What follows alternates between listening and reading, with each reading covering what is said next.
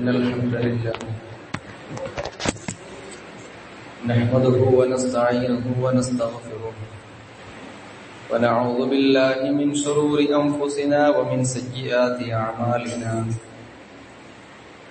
من يهده الله فلا مضل له ومن يضلل فلا هادي له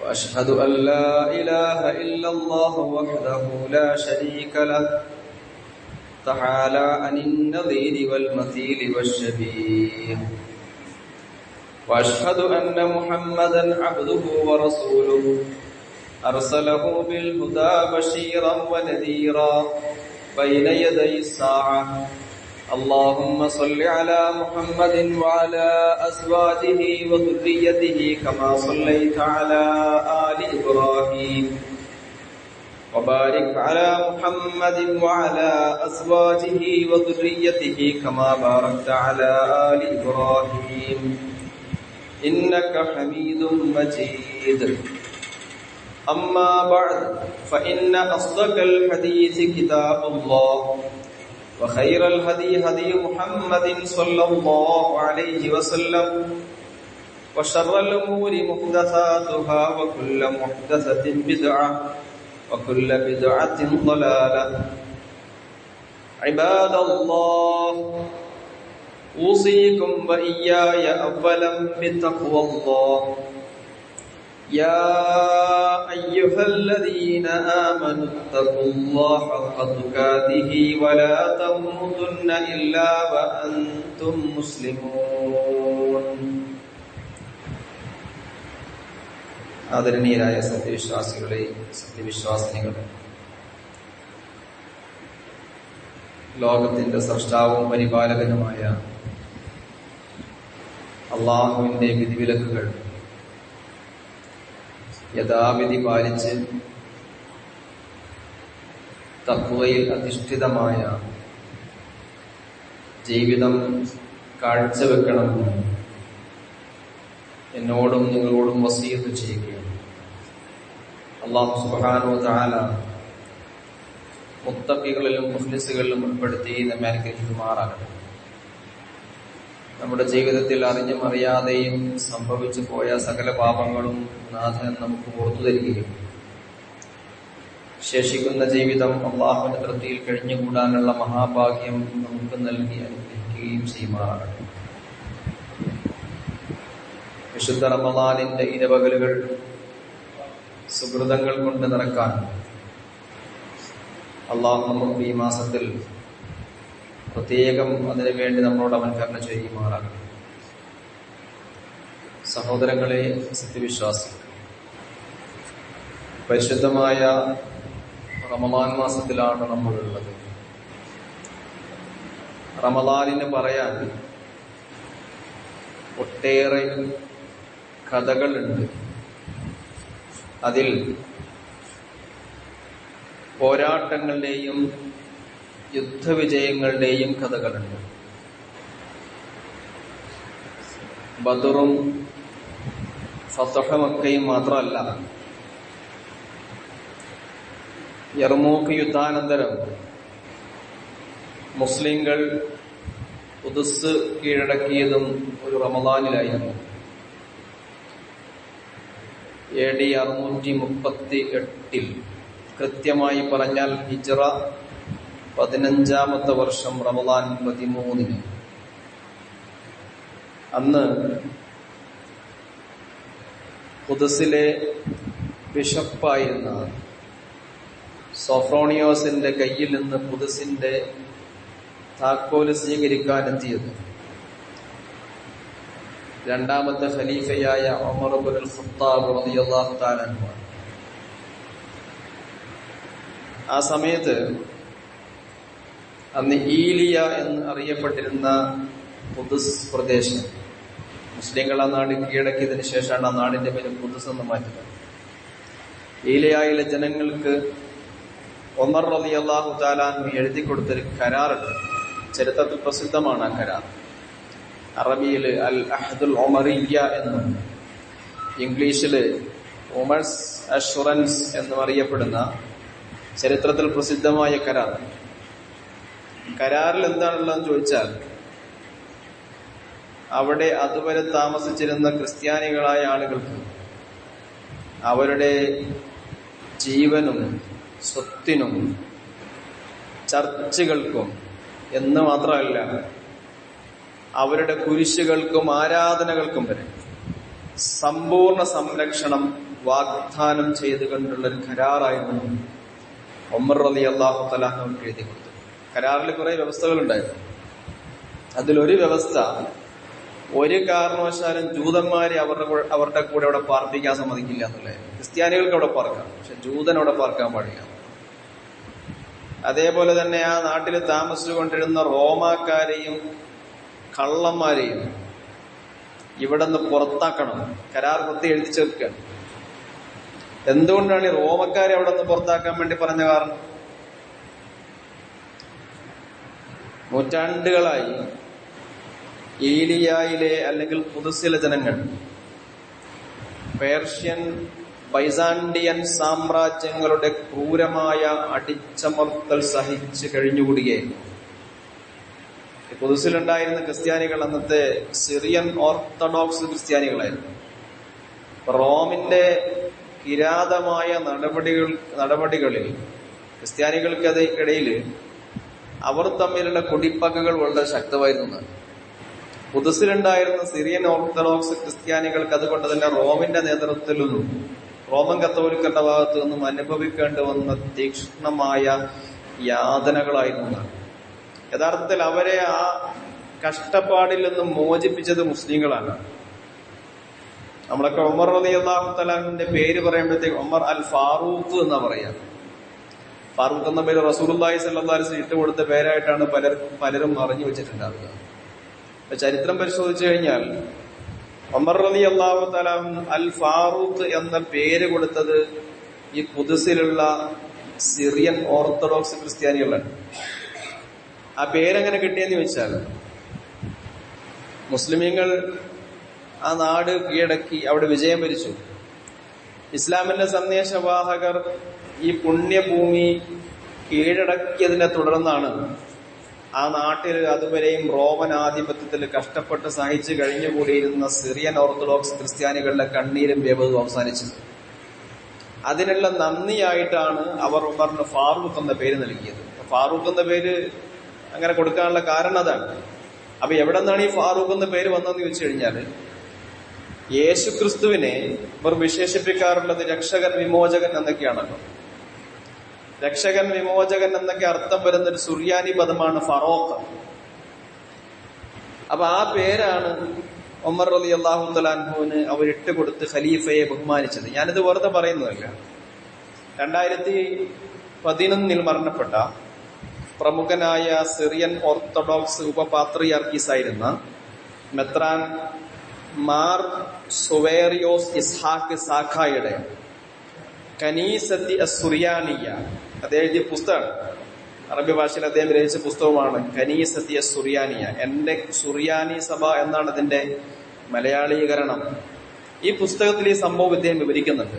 ക്രിസ്ത്യാനി പാത്രിയാർക്കീസ് തന്നെ മെത്രാൻ തന്നെ ഇയാള് ഈ കഥ വിവരിക്കുന്നുണ്ട് എന്നുള്ളതാണ്. അപ്പൊ അവിടെ നിന്നാണ് ഈ ഫാറൂഖ് എന്നുള്ളത് ഫാറൂഖായി നമുക്ക് എത്തിക്കപ്പെട്ടത്. യഥാർത്ഥത്തിൽ ഇസ്ലാം വിഭാവനം ചെയ്യുന്ന ക്ഷേമരാഷ്ട്രത്തിൽ ആ മുസ്ലിം പ്രജകൾ എങ്ങനെയായിരിക്കണം എന്നൊരു ചരിത്രത്തിന്റെ ഒരേടാണ് നമുക്കിതിൽ കാണാൻ കഴിയും. ഇസ്ലാം വമ്പിച്ച ഇസ്ലാമോ ഫോബിയയുടെ ഏറ്റവും വലിയ കെടുതികൾ മുന്നേറുന്ന ഒരു കാലഘട്ടത്തിലൂടെയാണ് നമ്മളിപ്പോ കടന്നുപോയിക്കൊണ്ടിരിക്കുന്നത്. തോഫാനുൽ അഖ്സയ്ക്ക് ശേഷം ഇപ്പൊ കേരളത്തിലടക്കം, കേരളത്തിലെ മുഖ്യമന്ത്രി അടക്കം ചില സംഘടനകളുടെയൊക്കെ പേരൊക്കെ പറഞ്ഞിട്ട് ഇസ്ലാമിനെ കടന്നാക്രമിക്കും നമ്മൾ കാണുന്നുണ്ട്. ഇസ്ലാമോഫോബിയയുടെ ഒരു രൂപമാണത്. ആഗോളതലത്തിലാണെങ്കിൽ ഇപ്പൊ ട്രംപ് അമേരിക്കയിൽ തിരഞ്ഞെടുക്കപ്പെട്ട് കഴിഞ്ഞപ്പോഴത്തേക്കും ട്രംപിനെ ആദ്യം കാണാനായി പോകുന്നത് നെതന്യാഹുവാണ്. അത് കഴിഞ്ഞിട്ട് പിന്നെ രണ്ടാമത് ട്രംപിനെ കാണാൻ പോയത് നമ്മുടെ പ്രധാനമന്ത്രിയാണ്, നരേന്ദ്രമോദിയാണ്. അപ്പൊ ഒരു മുക്കൂട്ട് സംവിധാനം അവിടെ രംഗത്തേക്ക് വരികയാണ്. ആഗോളതലത്തിൽ തന്നെ ആരൊക്കെയാണ് ഇപ്പോ ലോകത്തെ ഇനി നയിക്കാൻ പോകുന്നത്, അതിന്റെ ആരാണ് അതിന്റെ കൂടെയുള്ളത്, ആ കൂട്ടുകാരും 3 പേര് ലോകം കാണുകയാണ്. നരേന്ദ്രമോദിയും ട്രംപും കൂടി ചർച്ച നടത്തി കഴിഞ്ഞിട്ട് അവർ ഒന്നിച്ചു നടത്തിയ പ്രസ്താവനയുണ്ട്, ഇസ്ലാമിക ഭീകരവാദത്തെ നേരിടണമെന്നുള്ളതാണ്. ഇസ്ലാമിക ഭീകരവാദത്തെ ഒന്നിച്ചു നേരിടുന്നു. ഇവർ ഉദ്ദേശിക്കുന്നത് എന്താണ് എന്ന് പറഞ്ഞിട്ടില്ല എങ്കിലും ഇവരുടെ ഇതുവരെയുള്ള ഇടപെടലുകൾ അറിയാവുന്ന നമുക്ക് അവരതുകൊണ്ട് എന്താണ് ഉദ്ദേശിക്കുന്നത് മനസ്സിലാക്കാൻ പറ്റും. ആളുകൾ ഇങ്ങനെ ഇസ്ലാമിനെ പറ്റി ഓരോന്നിങ്ങനെ പറഞ്ഞ് പരത്തി ഭീതി ജനിപ്പിച്ചുകൊണ്ടിരിക്കുക. ഇസ്ലാം, രാഷ്ട്രീയ ഇസ്ലാം ലോകത്ത് വലിയ പ്രശ്നമുണ്ടാക്കുന്നതാണ്. ഇസ്ലാം തന്നെ ലോകത്ത് ഭീകരതയെ സപ്പോർട്ട് ചെയ്യുന്നത്. പക്ഷെ ഇസ്ലാം ലോകത്ത് ഭീകരതയെ സപ്പോർട്ട് ചെയ്യുന്നതല്ല. ഇസ്ലാം ലോകത്ത് ഭീകരതയെ സപ്പോർട്ട് ചെയ്യുന്നില്ല എന്ന് ചരിത്രത്തിന്റെ ഉദാഹരണം വെച്ചിട്ടാണ് ഞാൻ അവതരിപ്പിച്ചത്. ഇസ്ലാം വിഭാവനം ചെയ്യുന്ന രാഷ്ട്രം യഥാർത്ഥത്തില് അമുസ്ലിം പ്രജകളോട് തങ്ങൾ യുദ്ധം ചെയ്ത് കീഴ്പ്പെടുത്തിയ നാട്ടിലെ പ്രജകൾക്ക് പോലും സമ്പൂർണ്ണ സംരക്ഷണം വാഗ്ദാനം ചെയ്യുന്ന കരാർ, അതും ഇസ്ലാമിക രാഷ്ട്രത്തിന്റെ പരമോന്നതനായ ഖലീഫ തന്നെ അവിടെ വന്നിട്ട് എഴുതി കൊടുക്കുന്നൊരു നല്ലൊരു ചിത്രം ഇവിടെ കാണുന്നുണ്ട്. ഈ കരാർ ഇങ്ങനെ എഴുതിക്കൊണ്ടിരിക്കുമ്പോൾ ഇതിനകത്ത് വേറെ സംഭവം ഉണ്ടാവും. കരാർ എഴുതുന്നതിനിടയ്ക്കാണ് നിസ്കാരത്തിന്റെ സമയമായത്. നിസ്കാര സമയമായപ്പോഴത്തേക്കും ഉമർ റളിയല്ലാഹു തആല തനിക്ക് നിസ്കരിക്കണമെന്ന് പറഞ്ഞപ്പോഴത്തേക്കും ബിഷപ്പ് സോഫ്രോണിയസ് അവര് കരാർ എഴുതിക്കൊണ്ടിരുന്ന ചർച്ച് ഓഫ് ദി ഹോളി സപ്പൾച്ചർ, യൗമുൽ ഖിയാമ ചർച്ച് എന്ന് അറബിയിൽ പറയുക, സപ്പൾച്ചർ ചർച്ചിന്റെ കവാടങ്ങൾ തുറന്നിട്ട് ഉമർ റളിയല്ലാഹു പറഞ്ഞു, ഇവിടെ ഇഷ്ടമുള്ളിടത്ത് നിസ്കരിച്ചു കൊടുക്കും. ക്രിസ്ത്യൻ പള്ളി തുറന്നിട്ട് കൊടുക്കുകയാണ് കനീസ. തനിക്ക് മുമ്പാകെ ചർച്ചിന്റെ കവാടങ്ങൾ നിസ്കരിക്കാനായി തുറന്നിട്ട് തന്ന ബിഷപ്പിനോട് ഉമർ റളിയല്ലാഹു തആല അൻഹു പറയുന്നൊരു വാക്കുണ്ട്, അഖ്ഷ ഇൻ സല്ലൈതു ഫീഹാ അയ്യഗ്ലിബകുമുൽ മുസ്ലിമൂന അലൈഹാ വയഖൂലുന ഹുനാ സല്ല അമീറുൽ മുഅ്മിനീൻ. ഞാനിവിടെ നിസ്കരിക്കാൻ ഭയക്കുന്നു. എന്താന്നല്ലേ, ഭാവിയിൽ മുസ്ലിമീങ്ങൾ ഞങ്ങളുടെ ഖലീഫ നിസ്കരിച്ച സ്ഥലമാണ് ഇത് എന്ന് പറഞ്ഞ് ചിലപ്പോൾ കൈവശപ്പെടുത്തിയാലോ, അതുകൊണ്ട് ഞാൻ മറ്റൊരു സ്ഥലത്ത് നിസ്കരിച്ചോളാം.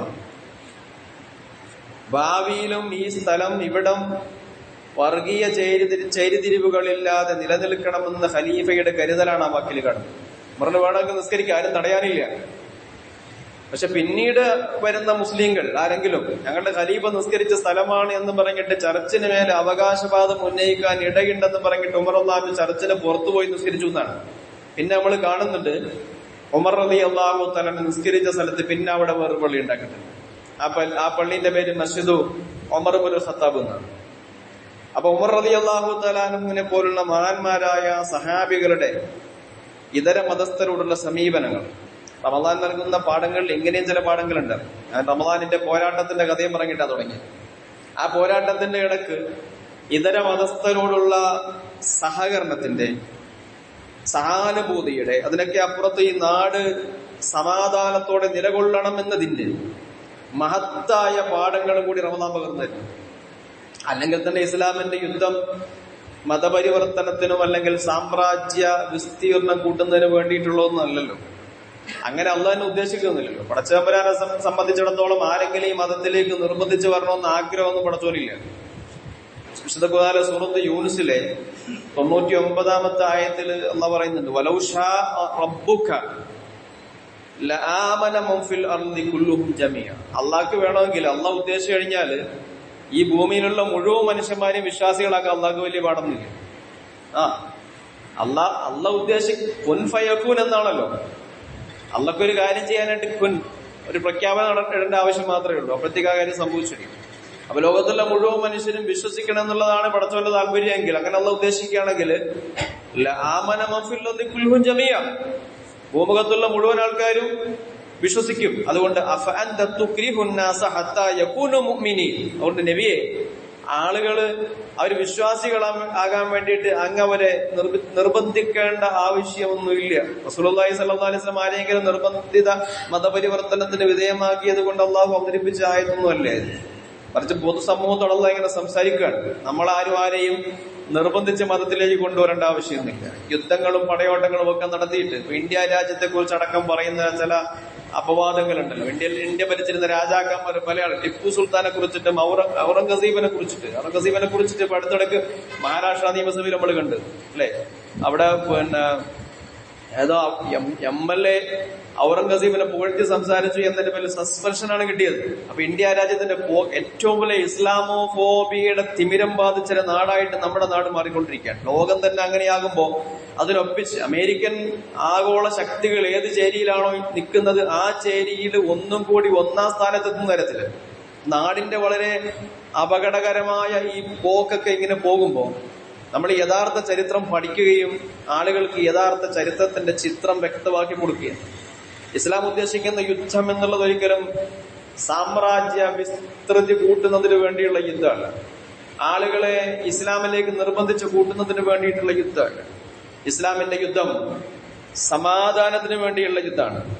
ജനങ്ങളുടെ സ്വാതന്ത്ര്യത്തിന് വേണ്ടിയുള്ള യുദ്ധമാണ്. ഇസ്ലാമിന്റെ യുദ്ധം, ഇസ്ലാം ലോകത്ത് നടത്തിയ യുദ്ധം മുഴുവൻ നീതിക്ക് വേണ്ടിയിട്ടുള്ള യുദ്ധമാണ്. നമ്മളത് ഖാദിസിയയിൽ കാണുന്നുണ്ട്.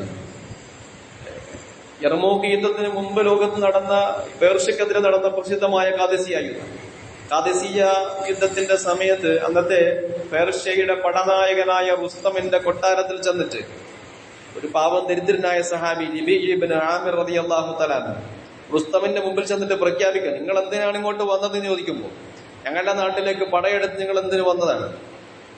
പട്ടിണി കാരണമായിട്ട് വന്നതാണോ? ഒരു കാലത്ത് നിങ്ങൾ അങ്ങനെ ആയിരുന്നല്ലോ, ജീവിക്കാൻ നിവൃത്തിയില്ലാത്തവരായിരുന്നു. നിങ്ങളുടെ പട്ടിണി തീർക്കാൻ വേണ്ടിയിട്ട്, പണം സമ്പാദിക്കാൻ വേണ്ടിയിട്ട്, കൊള്ളയടിക്കാൻ വേണ്ടിയാണ് ഇങ്ങോട്ട് വന്നത്. അങ്ങനെയാണെങ്കിൽ ഞങ്ങൾ നിങ്ങൾക്ക് വേണ്ടുന്ന സ്വത്ത് തരാം, നിങ്ങൾ തിരിച്ചു പോയിക്കോളൂ എന്ന് റുസ്തം റിബഈ ഇബ്നു ആമിർ റളിയല്ലാഹു തആല നോക്കി പറയുമ്പോഴത്തേക്കും റിബഈ അവിടെ നിന്ന് നടന്നൊരു കൊച്ചു പ്രസംഗം ചരിത്രത്തിൽ രേഖപ്പെടുത്തപ്പെട്ടിട്ടുണ്ട്. അല്ലാഹു ഇബ്തഅസന, അല്ല ഞങ്ങളെ നിയോഗിച്ചത് ലിനുഖ്രിജ മൻ ശാഅ മിൻ ഇബാദത്തിൽ ഇബാദി ഇലാ ഇബാദത്തില്ല, ആളുകളെ അള്ളാഹു അല്ലാത്തവരുടെ അടിമത്തത്തിൽ നിന്നും പടച്ച തമ്പുരാന്റെ അടിമത്തത്തിലേക്ക് മാറ്റാൻ വേണ്ടിയിട്ടാണ്. വമിൻ ളീഖിദ് ദുനിയാ ഇലാ സഅതി, ഭൗതികതയുടെ ഇടുക്കത്തിൽ നിന്നും അതിന്റെ വിശാലതയിലേക്ക് ആളുകളെ തെളിക്കാൻ വേണ്ടിയിട്ടാണ്. വമിൻ ജൗരിൽ അദിയാനി ഇലാ അദ്ലിൽ ഇസ്ലാം, മതങ്ങളുടെ അനീതിയിൽ നിന്നും ഇസ്ലാമിന്റെ നീതിയിലേക്ക് ആളുകളെ കൊണ്ടുവരാൻ വേണ്ടിയിട്ടാണ്. അതുകൊണ്ട് അങ്ങനെ അവൻ ഫഅർസലനാ ബിദീനിഹി ഇലാ ഖൽഖിഹി ലിനദുഅഹും ഇലൈഹി ഫമൻ ഖബല ദാലിക ഖബൽനാ മിൻ വറജഅനാ അൻഹു വമൻ അബാ ഖതൽനാഹു അബദൻ ഹത്താ നുഖ്ലിയ ഇലാ മൗഊദില്ലാഹി. അതുകൊണ്ട് ഈ സത്യസന്ദേശം, ഞങ്ങളിലേക്ക് കൊണ്ടുവന്ന ഈ സന്ദേശം നിങ്ങൾ സ്വീകരിക്കാൻ തയ്യാറാണെങ്കിൽ ഞങ്ങൾ നിങ്ങളെ വിട്ടേക്കാം. ഇനി അതല്ല, ഈ സന്ദേശം ഇവിടെ പ്രചരിപ്പിക്കാൻ നിങ്ങൾ സമ്മതിക്കുന്നില്ലെങ്കിൽ ഈ നീതി ഇവിടെ നടപ്പാക്കാൻ വേണ്ടി ഞങ്ങൾ നിങ്ങൾക്കെതിരെ പോരാടുമെന്ന് ഉറച്ച സ്വരത്തില് റിബഈ ഇബ്നു ആമിർ റളിയല്ലാഹു തആല പ്രഖ്യാപിച്ചൊരു പ്രഖ്യാപനം ചരിത്രത്തില് സുവർണ ലിഖിതങ്ങളിൽ ആലേഖനം ചെയ്യപ്പെടേണ്ട വാക്കുകളാണ്. അതങ്ങനെ ആലേഖനം ചെയ്യപ്പെട്ടിട്ടുണ്ട്. അപ്പൊ ഇസ്ലാം, സഹോദരങ്ങളെ, വളരെ മനോഹരമായൊരു ആശയമാണ്. ഇസ്ലാമോഫോബിയയുടെ കാലഘട്ടത്തിൽ നമ്മൾ ആദ്യം നമ്മളെ സംബന്ധിച്ചൊരു അഭിമാന ബോധം ഉണ്ടാകേണ്ടതുണ്ട്. നമ്മളേതോ 6-ാം നൂറ്റാണ്ടിൽ ആർക്കും വേണ്ടാത്ത ലോകം വലിച്ചെറിഞ്ഞ തത്വശാസ്ത്രവുമായിട്ട് ദർശനവുമായിട്ട് മുമ്പോട്ട് പോകുന്നവരല്ല. ലോകത്തെ ഏറ്റവും മികച്ച സന്ദേശങ്ങൾ ലോകത്തിന് മുമ്പിൽ അവതരിപ്പിച്ച മഹിതമായ ഒരു ആശയത്തിന്റെ വക്താക്കളാണ് എന്നൊരു ബോധം നമുക്കുണ്ടാവണം. പക്ഷെ യഥാർത്ഥത്തിൽ മുസ്ലിങ്ങൾക്ക് പോലും ഇത് മനസ്സിലാവുന്നില്ല എന്നുള്ളൊരു ഖേദകരമായ സംഗതിയാണ്.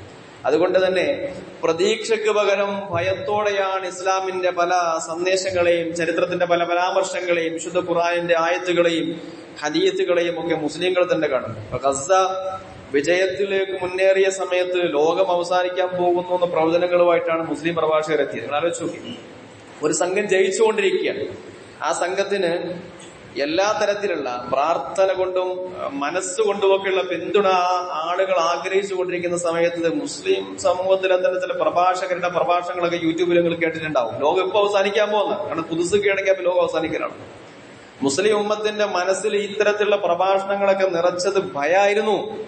അതുകൊണ്ട് തന്നെ അവർ വിചാരിച്ചത് ഈ യുദ്ധത്തിലെങ്ങും ഇസ്രായേൽ തോറ്റാൽ അതിന്റെ പിന്നാലെ പിന്നെ സംഭവിക്കാൻ പോകുന്നത് ഈസ മസീഹ് ദജ്ജാൽ ഇറങ്ങുന്നതാണ്. അതുകൊണ്ട് പിന്നെ എന്തു വന്നാലും ഇസ്രായേൽ ജയിക്കാൻ തോക്കാൻ പാടില്ല. പേടിയാണ്. ലോകം അവസാനിച്ചു കഴിഞ്ഞാൽ പിന്നെ എന്താ സംഭവിക്കുക? അപ്പൊ ലോകം അവസാനിക്കുമെന്നുള്ള തലത്തിൽ നിങ്ങൾ നോക്കൂ, യൂട്യൂബില് കേരളത്തിലെ ഒരു തറപ്രാസംഗികന്റെ ഒരു പ്രസിദ്ധ പ്രസംഗം കണ്ട് 2060 ലോകം അവസാനിക്കാൻ പോവാന്ന് പറഞ്ഞിട്ട് ഐസക് ന്യൂട്ടനെ കൂട്ടുപിടിച്ചിട്ട് അയാൾ പറഞ്ഞിരിക്കുന്നത്. ലോകം അങ്ങനെയൊന്നും അവസാനിക്കുകയാണ്. ലോകം അവസാനിക്കുന്നതിന് അതിൻ്റെതായ ചില ചിട്ടവട്ടങ്ങളുണ്ട്. ലോകം എന്നാണ് അവസാനിക്കുക എന്ന് പടച്ച തമ്പുരാനല്ലാതെ വേറെ ആർക്കും അറിയില്ല. അള്ളാഹു വിശുദ്ധ ഖുർആനിൽ പറയുന്നുണ്ട്, യസ്അലൂനക അനിസ്സാഅതി അയ്യാന മുർസാഹ. നബിയെ, ആളുകൾ അങ്ങയോട് ചോദിക്കുന്നു, എപ്പോഴാണ് ഇതിന്റെ അവസാനം സംഭവിക്കുക? അയ്യാന മുർസാഹ, എന്നാ ലോകം അവസാനിക്കുക? നബി സല്ലല്ലാഹു അലൈഹി വസല്ലമയോട് തന്നെ ആളുകൾ ഒന്ന് ചോദിക്കുകയാണ്, എപ്പോഴാ ലോകം അവസാനിക്കുക? റസൂലുള്ളാഹി സ്വല്ലല്ലാഹു അലൈഹി വസല്ലമയോട് അല്ലാഹ് പറയുന്നു, ഈ ആയത്ത് ഓതിയിട്ട് ഖുൽ, നബിയെ പറഞ്ഞു കൊടുക്കുക, ഇന്നമാ ഇൽമുഹാ ഇൻദ റബ്ബി, അത് സംബന്ധിച്ച അറിവ് എന്റെ നാഥന്റെ അടുക്കലാണ്. ലാ യുജല്ലിഹാ ലിവഖ്തിഹാ ഇല്ലാഹു, അതിന്റെ സമയമാകുമ്പോ അല്ല തന്നെ അത് വെളിവാക്കിക്കൊള്ളും. അപ്പൊ ലോകം എപ്പോ അവസാനിക്കും നമുക്കങ്ങ് പ്രവചിക്കാൻ പറ്റുന്നൊന്നുമില്ല. അതിന് ഏത് ശാസ്ത്രജ്ഞരെ കൂട്ടുപിടിച്ചാലും അതിന് ഏതൊക്കെ ഹദീസുകൾ കൊണ്ടുവന്നാലും അതൊന്നും തെളിവേണ്ട. ലോകം അവസാനിക്കുന്നതിനെ സംബന്ധിച്ച് റസൂലുള്ളാഹി സ്വല്ലല്ലാഹു അലൈഹി വസല്ലം ചില അടയാളങ്ങളൊക്കെ പറഞ്ഞു തന്നിട്ടുണ്ട്. ഞാൻ അതിനെ നിഷേധിക്കുകയല്ല ചെയ്യുന്നത്. അത് റസൂൽ സ്വല്ലല്ലാഹു അലൈഹി വസല്ലം ചില ഹദീസുകൾ ചില വലിയ അടയാളങ്ങൾ ലോകാവസാനത്തോട് സംഭവിക്കാൻ പോകുന്ന പറഞ്ഞിട്ടുണ്ട്. ചില ഹദീസുകളിൽ ചില ചെറിയ അടയാളങ്ങൾ പറഞ്ഞിട്ടുണ്ട്. ഈ ഖുദ്സുമായി ബന്ധപ്പെട്ട് നമുക്ക് വായിക്കാൻ പറ്റുന്ന ഈ ചെറിയ അടയാളങ്ങളെ സംബന്ധിച്ചിട്ടാണ്. ഇപ്പൊ ബുഖാരി റിപ്പോർട്ട് ചെയ്യുന്നൊരു ഹദീസ്, ഔഫ് ഇബ്നു മാലിക് റളിയല്ലാഹു തആല അദ്ദേഹം പറയുന്നു, ഉഅദു സിത്തം ബൈന യദൈ സഅ, നബി സല്ലല്ലാഹു അലൈഹി വസല്ലം പറയാണ്, ലോകം അവസാനിക്കുന്നതിന് മുമ്പായിട്ട് നിങ്ങൾ 6 കാര്യങ്ങൾ നോക്കി വെച്ചോണം. 6 കാര്യങ്ങൾ സംഭവിക്കും. ചെറിയ അടയാളങ്ങളെ കുറിച്ചില്ല, വലിയ അടയാളങ്ങളെ കുറിച്ചിട്ടല്ല. അതിൽ ഒന്നാമത്തെ എന്താണെന്നറിയോ? മൗത്തി, ഞാൻ മരിച്ചു എന്നുള്ളതാണ്. അള്ളാഹിന്റെ റസൂല് പറയാണ്, ലോകം അവസാനിക്കാൻ പോകുന്നതിന്റെ ആദ്യത്തെ അടയാളം എന്താണ്? റസൂല് മരിക്കുക എന്നുള്ളതാണ്. റസൂല് മരിക്കലാണ് ലോകത്തെ ആദ്യത്തെ അടയാളം. നിങ്ങൾ നോക്കൂ, വിശുദ്ധ ഖുർആൻ പാരായണം ചെയ്യുമ്പോഴത്തേക്കും ഖുർആനിൽ ഒരു സൂറത്തുണ്ട്, അസ്സാഅ എന്ന് പറഞ്ഞാൽ ലോകാവസാനം അടുത്തിരിക്കുന്നു. വൻഷക്കൽ ഖമർ, ചന്ദ്രൻ പിളർന്നു. ചന്ദ്രൻ പണ്ടേ പിളർന്നില്ലേ? അപ്പൊ ലോകാവസാനത്തിന്റെ അടയാളങ്ങൾ കുറെയൊക്കെ ലോകത്ത് ഇതുവരെ സംഭവിച്ചു പോയി നടത്താം. ചന്ദ്രന്റെ പിളർപ്പ് ലോകാവസാനവുമായി ബന്ധപ്പെട്ട് സംഭവിച്ച ആദ്യത്തെ അടയാളമാണ്. രണ്ടാമത്തെ അടയാളം റസൂൽ ഹദീസിൽ പറയുന്നതാണ്, നബി മരിച്ചു പോകുന്നതാണ്. റസൂൽ സല്ലല്ലാഹു അലൈഹി വസല്ലം മരണപ്പെട്ടു. അപ്പൊ നമ്മൾ ഇത്രയും കാലം പിന്നെ റസൂൽ സല്ലല്ലാഹു അലൈഹി വസല്ലം മരിച്ചിട്ട് പിന്നെ ഇത്രയും കാലം പിന്നെ ജീവിച്ചില്ലേ? 1400 വർഷം പിന്നെ നമ്മൾ ജീവിച്ചിരിക്കുകയാണ്. അപ്പൊ ലോകം അവസാനിക്കുന്നതുമായി ബന്ധപ്പെട്ട് പറഞ്ഞ അടയാളങ്ങൾ സംഭവിച്ച ഉടനെ തന്നെ ലോകം അവസാനിക്കുന്നില്ല. റസൂൽ ഹദീസിൽ തുടരുന്നു, രണ്ടാമത്തെ അടയാളം എന്താണെന്ന് വെച്ച് കഴിഞ്ഞാൽ സുമ്മ ഫത്ഹു ബൈത്തുൽ മുഖദ്ദസ്, ബൈത്തുൽ മുഖദ്ദസ് കീഴടങ്ങുന്നുള്ളതാണ്. മൂന്നാമത്തെ അടയാളം റസൂൽ പറയുന്നത്, മുഅ്താനു യുഖ്ഫീകും കഖുആസിൽ ഗനം, ആടുകൾക്ക് ബാധിക്കുന്ന ഒരു തരത്തിലുള്ള രോഗം മനുഷ്യന്മാർക്ക് ബാധിക്കും. കുറെ ആൾക്കാർ അത് മുഖേന ചത്തുവീഴും.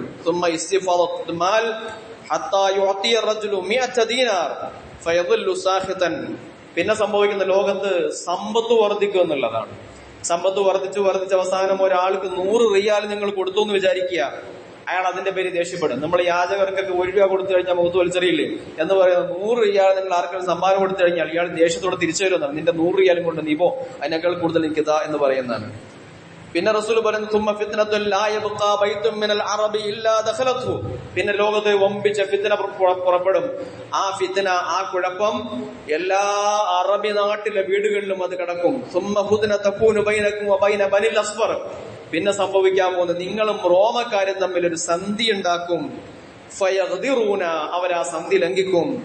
ഫയഅതൂനകും തഹത 80 ഗായ, ആ സന്ധി ലംഘിച്ചവർ 80 കൊടിക്കീറകളുടെ കീഴിൽ അവർ നിങ്ങളോട് പോരാട്ടത്തിന് വരും. തഹ്ത കുല്ലി ഗായത്തിൻ 12 അൽഫ, ഓരോ കൊടിക്കൂറയ്ക്ക് കീഴിലും 12,000 കൊടിക്കൂറകൾ വേറെ ഉണ്ടാവും. റസൂൽ ഇങ്ങനെ കുറെ പ്രവചനം നടത്തുക. ഈ പ്രവചനത്തെയൊക്കെ സംബന്ധിച്ചിട്ട് ഹദീസ് വ്യാഖ്യാനിച്ചവർ പറയുന്നു, ഇത് പലതും ലോകത്ത് സംഭവിച്ചു പോയതാണ്. ഖുദ്സിനെ കുറിച്ച് നമ്മൾ ആലോചിച്ചു പോകും. ഖുദ്സ് കീഴടങ്ങി കഴിഞ്ഞാൽ ഈസാ നബി വരും, അല്ലെങ്കിൽ ദജ്ജാൽ വരുമെന്ന് പേടിച്ചിട്ടാണല്ലോ മുസ്ലിങ്ങൾ ഖുദ്സിന് വേണ്ടിയിട്ട് യുദ്ധം ദുആ ചെയ്യാതിരുന്നത്. ചരിത്രത്തിൽ എത്ര തവണ ഇതൊരു ഖുദ്സ് മോചിപ്പിക്കപ്പെട്ടിരുന്നത് ആലോചിച്ച് നോക്കിയിട്ടുണ്ടോ? ചരിത്രത്തിൽ ഖുദ്സ് മോചിപ്പിക്കപ്പെടാൻ പോകുന്ന ആദ്യത്തെ തവണ ഇല്ല. ഞാനതാ ഇന്ന് പറഞ്ഞു തുടങ്ങിയത് ഉമർ റളിയല്ലാഹു തആല ഖുദ്സിന്റെ താക്കോൽ സോഫ്രോണിയസ് എന്ന ബിഷപ്പിന്റെ കയ്യിൽ നിന്നും ഏറ്റുവാങ്ങിയ കഥയെ പറഞ്ഞിട്ടാണ്. അത് റമളാൻ 13 അന്നാണ്. ഹിജ്റ 15ാമത്തെ വർഷമാണ് ലോകത്ത് ആദ്യമായി ഖുദ്സ് മോചിപ്പിക്കപ്പെടുന്നത്. അതിനുശേഷം ഖുദ്സ് മുസ്ലിങ്ങളുടെ കയ്യിൽ നിന്ന് പോയി. രണ്ടാമത് നമ്മൾ കാണുന്ന സലാഹുദ്ദീൻ അയ്യൂബി എന്ന ആദർശ ധീരനായ മുസ്ലിം പടനായകന്റെ കീഴിൽ രണ്ടാമത് ഖുദ്സ് മോചിപ്പിക്കപ്പെടുന്നുണ്ട്. അത് കുറച്ചു കാലം മുസ്ലിങ്ങളുടെ കൈ, ഒട്ടോമൻ തുർക്കി പിന്നെ ഉസ്മാനിയ സാമ്രാജ്യത്തിന്റെ കാലം വരെയും ഖുദ്സ് നമ്മുടെ കയ്യിലായിരുന്നു. അതിനുശേഷം ഖുദ്സ് നഷ്ടപ്പെട്ട് 1948 ജൂതരാഷ്ട്രം സ്ഥാപിച്ചപ്പോഴത്തേക്കുമാണ് സമ്പൂർണ്ണമായി നമ്മുടെ കയ്യിൽ നിന്ന് ഖുദ്സ് പോയിട്ടുള്ളത്. തിരിച്ചു വരും ഇൻഷാ അല്ലാഹ്. അപ്പൊ ആ തിരിച്ചു വരുമ്പോഴത്തേക്കും ഉമർ റളിയല്ലാഹു തആലയുടെ കാലത്ത് ഖുദ്സ് കീഴടക്കിയപ്പോഴത്തെ ലോകം അവസാനിച്ചിട്ടില്ല എങ്കിൽ, സലാഹുദ്ദീൻ അയ്യൂബിയുടെ കാലത്ത് ഖുദ്സ് കീഴടക്കിയപ്പോഴത്തേക്ക് ലോകം അവസാനിച്ചില്ല എങ്കിൽ, ഇനിയും ഇൻഷാ അല്ലാഹ് പലതവണ ഖുദ്സ് അത് കീഴടക്കപ്പെടാനുണ്ട്. അങ്ങനൊന്നും പെട്ടെന്ന് ലോകം അവസാനിക്കില്ല. ഇനി അല്ലെങ്കിൽ തന്നെ ലോകം അവസാനിക്കുന്ന വിഷയം നമ്മൾ ചർച്ച ചെയ്യുന്നതിനേക്കാളൊക്കെ ഏറ്റവും നല്ലത് നമ്മൾ നമ്മുടെ മരണത്തെ കുറിച്ച് ചർച്ച ചെയ്യലല്ലേ. നബി സല്ലല്ലാഹു അലൈഹി വസല്ലമയുടെ ചില ഹദീസിൽ കാണാൻ കഴിയുന്നുണ്ട്, ഒരാളുടെ ലോകാവസാനം എന്നുള്ള അയാളുടെ മരണമാണ്. ഒരാളുടെ ലോകാവസാനം അയാളുടെ മരണമാണ്. നമുക്കിപ്പോ എത്ര കാലം നമുക്ക് ഇനി ആയുസ് ബാക്കിയുണ്ടെന്ന് ആലോചിക്കുക. ആയുസിന്റെ ഏറെക്കുറെ അവസാനത്തിലേക്ക് പല ആൾക്കാരൊക്കെ എത്തി തുടങ്ങിയിട്ടുണ്ട്. നബി സല്ലല്ലാഹു അലൈഹി വസല്ലം സമൂഹത്തിന്റെ ആയുസ് പറഞ്ഞ 60നും 70നും കിടക്കുന്നത്, ബാക്കി ബോണസാണ്. അപ്പൊ ഇങ്ങനെ കണക്ക് കൂട്ടാനാണെങ്കിൽ അതിന്റെ താഴെയുള്ള ആളുകൾ, അതിന്റെ മുകളിലുള്ള ആളുകൾ, അപ്പൊ ഏതാനും ചില വർഷങ്ങൾ മാത്രമാണ് പലർക്കും ആയുസ്. അതുകൊണ്ട് സഹോദരങ്ങളെ, ലോകം അവസാനിക്കുന്ന കഥയൊക്കെ അവിടെ നിൽക്കട്ടെ, നമുക്ക് നമ്മളുടെ അവസാനത്തെ കുറിച്ച് ചിന്തിക്കാം. യാ അയ്യുഹല്ലദീന ആമനൂ ഇത്തഖുല്ലാഹ, വിശ്വാസികളെ നിങ്ങൾ അല്ലാഹുവിനെ സൂക്ഷിക്കുക. വൽ തൻദുർ നഫ്സും മാ ഖദ്ദമത് ലിഗദിൻ, ഓരോരുത്തരും നാളേക്ക് വേണ്ടി എന്ത് ചെയ്തു എന്ന് നോക്കിക്കൊള്ളട്ടെ. നമ്മൾ മരിച്ചുപോയി കഴിയുമ്പോഴത്തേക്ക് നാളത്തേക്ക് വേണ്ടി ഞാനെന്ത് തയ്യാറാക്കി. വത്തഖുല്ലാ, അതുകൊണ്ട് തഖ്വയുള്ളവരാവുക. ഇന്നല്ലാഹ ഖബീറും ബിമാ തഅമലൂൻ, നിങ്ങൾ ചെയ്യുന്നതൊക്കെ അല്ലാഹു തആല നോക്കിക്കാണുന്നുണ്ട്, അറിയുന്നുണ്ട്. തഖ്വ ഉണ്ടാക്കാനുള്ള ഒരു സമയത്താണ് നമ്മളുള്ളതെന്ന് മനസ്സിലാക്കി. വിശുദ്ധ റമളാനിലാണ്. ഈ റമദാൻ അല്ലാഹ് തന്നത് തന്നെ തഖ്വ ഉണ്ടാക്കാൻ വേണ്ടിയാണ്. യാ അയ്യുഹല്ലദീന ആമനൂ കുതിബ അലൈക്കുമുസ് സിയാമു കമാ കുതിബ അലൽ ലദീന മിൻ ഖബ്ലിക്കും ലഅല്ലക്കും തത്തഖൂൻ. അല്ലാഹു നോമ്പ് നമുക്ക് ഫർളാക്കിയത് തഖ്വ കിട്ടാൻ വേണ്ടിയിട്ടാണ്. അപ്പൊ റമദാൻ മാസത്തിൽ ആവശ്യമില്ലാത്ത ചർച്ചകളൊക്കെ മാറ്റിവെച്ചിട്ട് എങ്ങനെ തഖ്വ വർദ്ധിപ്പിക്കാമെന്ന് പഠിക്കുക. ആ തഖ്വ വർദ്ധിപ്പിക്കപ്പെട്ട തഖ്വയുമായിട്ട് വേണം നമുക്ക് മരിച്ചു പോകാൻ. കർമ്മങ്ങളിലൂടെ അത് വർദ്ധിക്കട്ടെ.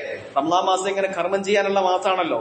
പലതും നമുക്ക് ചെയ്യാനുണ്ട്. ഖുർആൻ ഓതാനുണ്ട്, ഖുർആൻ പാരായണം, തറാവീഹ്, ദിക്ർ, അള്ളാനെ ഇരുന്ന് ആലോചിച്ച് ഫിക്ർ ചെയ്യുക, അല്ലെ, മറ്റുള്ളവരെ സഹായിക്കുക, നോമ്പ് ഉറപ്പിക്കുക, തിന്മകളിൽ നിന്ന് അകന്ന് നിൽക്കുക, ദേഹേച്ഛയെ നിയന്ത്രിക്കുക, ബന്ധം പുതുക്കുക, എത്തിക്കാവ് അനുഷ്ഠിക്കുക, എത്രയോ കർമ്മങ്ങളാ റമദാനിൽ ചെയ്യാനുള്ളത്. ഈ കർമ്മങ്ങളിലൂടെ വേണം നമ്മുടെ ഈമാൻ വർദ്ധിക്കാൻ. അങ്ങനെ വേണം നമ്മുടെ തഖ്വ വർദ്ധിക്കാൻ. ആ വർദ്ധിച്ച തഖ്വയുമായിട്ട് വേണം നമുക്ക് മരിച്ചു പോകാൻ, നാഥനിലേക്ക് എത്താൻ, അങ്ങനെ സ്വർഗത്തിൽ പ്രവേശിക്കാൻ. അല്ലാഹു സുബ്ഹാനഹു വ തആല മുത്തഖികളായി നമ്മെ നിലനിർത്തുമാറാകട്ടെ. പടച്ചോൻ സ്വർഗം നൽകി നമ്മെ അനുഗ്രഹിക്കുമാറാകട്ടെ.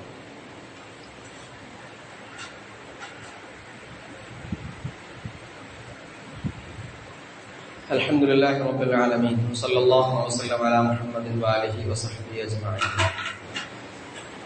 യാ അയ്യുഹല്ലദീന ആമനൂ തഖുല്ലാഹ ഹഖ്ക തുഖാതിഹി വലാ തമൂതുന്ന ഇല്ലാ വഅൻതും മുസ്ലിമൂൻ.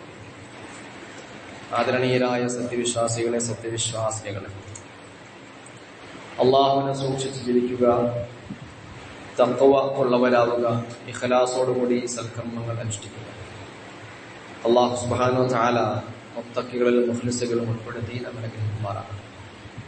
ഇന്നത്തെ ബക്കറ്റ് കളക്ഷൻ ഇമാം മുഅദ്ദിൻ ക്ഷേമത്തിന് വേണ്ടിയുള്ള കളക്ഷനാണ്. വർഷത്തിലൊന്നാണ് ആ ഒരു ആവശ്യത്തിന് വേണ്ടിയിട്ട് നമ്മൾ കളക്ഷൻ എടുക്കുന്നത്. എല്ലാവരും കാര്യമായിട്ട് തന്നെ സഹായിക്കും. സഹോദരങ്ങളെ, റമളാൻ മാസത്തില് നമ്മള് എല്ലാ കടപ്പാടുകളും തീർത്തിട്ടാണല്ലോ ഈ മാസത്തിലേക്ക് കടന്നു വരുന്നത്. അല്ലാഹുവിനോടുള്ള കടപ്പാടും സൃഷ്ടികളോടുള്ള കടപ്പാടും ഒക്കെ പൂർത്തിയാക്കിയിട്ടാണ് ഈ ഒരു വിശിഷ്ട മാസത്തില് കടന്നു വരാൻ നമ്മൾ ആഗ്രഹിക്കുന്നത്. അതിൽ പ്രധാനപ്പെട്ട ഒരു സംഗതിയാണ് സക്കാത്ത് എന്നുള്ളത്. സക്കാത്ത് ഒരു നിർബന്ധ ബാധ്യതയാണ്. റമളാൻ മാസത്തിൽ തന്നെ സക്കാത്ത് കൊടുക്കാവൂ എന്നൊന്നുമില്ല. പക്ഷെ റമളാൻ വരുമ്പോഴത്തേക്കും സക്കാത്തിന്റെ കുടിശ്ശികയൊന്നും ഉണ്ടാവാൻ പാടില്ല എന്നുള്ളതാണ്. കാരണം അള്ളാഹു നമുക്ക് നിർബന്ധമാക്കിയ ഏറ്റവും ആദ്യത്തെ സംഗതി കലിമത്തു ഷഹാദ നമ്മൾ വിശ്വസിച്ചു, 5 നേരം നിസ്കരിക്കുന്നു. അടുത്ത അള്ളാഹു ആ നിസ്കാരത്തോട് ചേർത്ത് പറഞ്ഞ സാധനമാണ് സക്കാത്ത്. നിങ്ങൾ നിസ്കരിക്കാൻ നിങ്ങൾ സക്കാത്ത് കൊടുക്കും. അപ്പൊ അത് കഴിഞ്ഞിട്ടാ പിന്നെ നോമ്പ്. അപ്പൊ അതിന്റെ ആ സ്റ്റെപ്പ് നോക്കാനാണെങ്കിൽ ഷഹാദത്ത് കലിമ, പിന്നെ നിസ്കാരം, സക്കാത്ത്, പിന്നെ നോമ്പ്. അപ്പൊ സക്കാത്ത് ആർക്കെങ്കിലും ഒക്കെ പൂർത്തിയാക്കാനുണ്ടെങ്കിൽ അതിന്റെ കണക്കെടുത്ത് അത് കൃത്യമായിട്ട് തന്നെ അത് വേടണം. അത് അള്ളാഹുവിനോടുള്ള നമ്മുടെ ഒരു കടമാണ് എന്ന് മനസ്സിലാക്കുക. സൃഷ്ടികളോടുള്ള കടപ്പാടുകളും ഇനിയും എന്തെങ്കിലുമൊക്കെ ബാക്കിയുണ്ടെങ്കിൽ, ആരോടെങ്കിലുമൊക്കെ ഉള്ള മാനസികമായ അസ്വസ്ഥതകളൊക്കെ ഉണ്ടാകും. ഇതൊക്കെ ഇതുവരെയും പറഞ്ഞു തീർത്തിട്ടില്ല. നമ്മളിപ്പോ അനുഷ്ഠിച്ച നോമ്പിന്റെ 10-12 ദിവസത്തെ നോമ്പ് ഇപ്പൊ കഴിഞ്ഞു, 13ാമത്തെ നോമ്പിലാണ്. അപ്പൊ ആ നോമ്പ് നമുക്ക് നൽകിയ ഈമാനികമായ ഒരു ആവേശം. ആ ആവേശത്തിന്റെ അടിസ്ഥാനത്തിൽ ആളുകളുമായിട്ടൊക്കെ പൊരുത്തപ്പിടിച്ച് തമ്മിലുള്ള പ്രശ്നങ്ങളൊക്കെ പറഞ്ഞു തീർക്കുക. കാരണം നമ്മൾ ചെയ്യുന്ന ഈ നോമ്പൊക്കെ ആകാശത്തിന്റെ കവാടം കടന്ന് അപ്പുറത്തേക്ക് പോകണല്ലോ. സൃഷ്ടികളുമായിട്ട് എന്തെങ്കിലുമൊക്കെ ബാധ്യതകൾ ഉണ്ടെങ്കിൽ കർമ്മങ്ങൾ ആകാശലോകത്തിന്റെ അപ്പുറത്തേക്ക് കടക്കില്ല എന്നുള്ളതാണ്. അതുകൊണ്ട് തമ്മിലുള്ള പ്രശ്നങ്ങളൊക്കെ തീർക്കുക, അള്ളാഹുമായിട്ടുള്ള പ്രശ്നങ്ങളൊക്കെ തീർത്തു വയ്ക്കുക. കർമ്മങ്ങൾക്ക് അള്ളാഹു പ്രതിഫലം തരും എന്ന പ്രതീക്ഷയോടുകൂടി ഇഹ്തിസാബോടുകൂടി സൽക്കർമ്മങ്ങൾ ചെയ്യുക എന്നുള്ളതാണ്. പല കർമ്മങ്ങൾ നമുക്ക് ചെയ്യാനുണ്ട്. ഏത് കർമ്മം ചെയ്താലും അതൊക്കെ ചെയ്യേണ്ടത് അള്ളാഹു നമുക്ക് പ്രതിഫലം തരും എന്ന പൂർണ്ണ ബോധ്യത്തിലായിരിക്കും എന്നുള്ളതാണ്. വെറുതെ ഇങ്ങനെ യാന്ത്രികമായി ചെയ്യാതെ അള്ളാഹുവിൽ വിശ്വാസം അർപ്പിച്ചുകൊണ്ട് പടച്ചതമ്പുരാൻ നമുക്ക് നൽകുമെന്ന പ്രതിഫലത്തിൽ പ്രതീക്ഷ അർപ്പിച്ചുകൊണ്ട് കാര്യങ്ങൾ മുമ്പോട്ട് നീക്കുക. അള്ളാഹു സുബ്ഹാനഹു വ തആല വിശുദ്ധ റമളാനിന്റെ ദിനരാത്രങ്ങൾ ഏറ്റവും നല്ല നിലക്ക് ഉപയോഗിക്കാനുള്ള തൗഫീഖ് നമുക്ക് നൽകി അനുഗ്രഹിക്കുമാറാകട്ടെ. അള്ളാഹുവേ, ധാരാളം പാപങ്ങൾ ഞങ്ങൾ ചെയ്തു പോയിട്ടുണ്ട്. അറിഞ്ഞും ചെയ്തിട്ടുണ്ട്, അറിയാതെയും ചെയ്തിട്ടുണ്ട്. പലപ്പോഴും പാപങ്ങളിൽ തന്നെ പിന്നെയും ഞങ്ങൾ ഇങ്ങനെ മുഴുകി പോകുന്നു. പിശാചനെയാണ് നീ ബന്ധിച്ചത്. ഞങ്ങളുടെ നഫ്സുകളെ ബന്ധിക്കേണ്ട പണി ഞങ്ങളെ തന്നെയാണ് ഏൽപ്പിച്ചിട്ടുള്ളത്. മനസ്സിന്റെ ഇച്ഛകളുടെ പിന്നാലെ പോകുന്നവൻ അവൻ ഇച്ഛകളുടെ ആരാധിക്കുന്നവനാണ് എന്ന് അള്ളാഹു വിശുദ്ധ ഖുർആനിൽ പല സ്ഥലത്ത് പറയുന്നുണ്ടല്ലോ. നോമ്പ് നമുക്ക് നൽകേണ്ടുന്ന ഏറ്റവും വലിയ ശക്തി നമുക്ക് നമ്മുടെ ഇച്ഛകളെ നിയന്ത്രിക്കാൻ പറ്റണം എന്നുള്ളതാണ്. അള്ളാഹുവേ, ദേഹേച്ഛകൾക്ക് അടിമപ്പെടാതെ ദേഹേച്ഛകളോട് സമ്പൂർണമായി പൊരുതി നിന്നുകൊണ്ട് നിന്നെ മാത്രം ആരാധിക്കുന്ന, നിന്റെ കൽപ്പനകൾ മാത്രം അനുസരിക്കുന്ന, നിനക്കിഷ്ടപ്പെട്ട അടിയാറുകളുടെ ഗണത്തിൽ ഞങ്ങളെ ഉൾപ്പെടുത്തി അനുഗ്രഹിക്കണമേ നാഥ. പലതരത്തിലുള്ള ശാരീരികവും മാനസികവുമായ അസ്വസ്ഥതകളിൽ അകപ്പെട്ട പലരും ഞങ്ങളുടെ കൂട്ടത്തിലുണ്ട്. പലരൊക്കെയും പ്രാർത്ഥനയ്ക്ക് വേണ്ടി ആവശ്യപ്പെട്ടിട്ടുണ്ട്. അള്ളാഹുവേ, എല്ലാവരുടെയും എല്ലാ പ്രയാസങ്ങളും വ്യഥകളും അറിയുന്നവൻ നീയാണ് നാഥ. എല്ലാവരുടെയും എല്ലാ ബുദ്ധിമുട്ടുകളും മാറ്റിക്കൊടുക്കണമേ അള്ളാഹുവേ. സാമ്പത്തികമായി വിശുദ്ധ റമളാനിന്റെ ദിനങ്ങളിൽ പ്രയാസപ്പെടുന്ന പല സഹോദരങ്ങളുമുണ്ട്. പടച്ചവനെ, അവർക്ക് അവരുടെ സാമ്പത്തികമായ ബുദ്ധിമുട്ടൊക്കെ മാറ്റിക്കൊടുക്കണമേ അള്ളാഹു. ഞങ്ങളുടെ കച്ചവടക്കാർക്ക് നല്ല കച്ചവടം നൽകി അനുഗ്രഹിക്കണമേ അള്ളാഹു. തൊഴിലാളികൾക്ക് ആയാസരഹിതമായി തൊഴിലെടുക്കാനും അങ്ങനെ സമ്പൂർണമായി കൂലി അവർക്ക് ലഭിക്കാനും അള്ളാഹു നീ തൗഫീഖ് നൽകണേതാണ്. പരീക്ഷക്കാലത്ത് ഞങ്ങളുടെ മക്കൾക്ക് പരീക്ഷകൾ ഉറപ്പാക്കി കൊടുക്കണേ അള്ളാഹു. ഉയർന്ന വിജയം നൽകുകയും സമുദായത്തിനും നാടിനും ഉപകാരപ്പെടുന്ന ആളുകളാക്കി അവരെ മാറ്റുകയും ചെയ്യണമേ നാഥ. اللهم اغفر للمؤمنين والمؤمنات والمسلمين والمسلمات الأحياء منهم والأموات إنك مجيب الدعوات يا قاضي الحاجات. اللهم إنا نعوذ بك من فتنة القبر ومن عذاب القبر ومن عذاب النار ونسألك الفردوس الأعلى. اللهم أعز الإسلام والمسلمين وأذل الشرك والمشركين. ربنا آتنا في الدنيا حسنة وفي الآخرة حسنة وقنا عذاب النار. ربنا تقبل منا إنك أنت السميع العليم وتب علينا إنك أنت التواب الرحيم. وصلى الله وسلم على محمد وآله وصحبه أجمعين والحمد لله رب العالمين.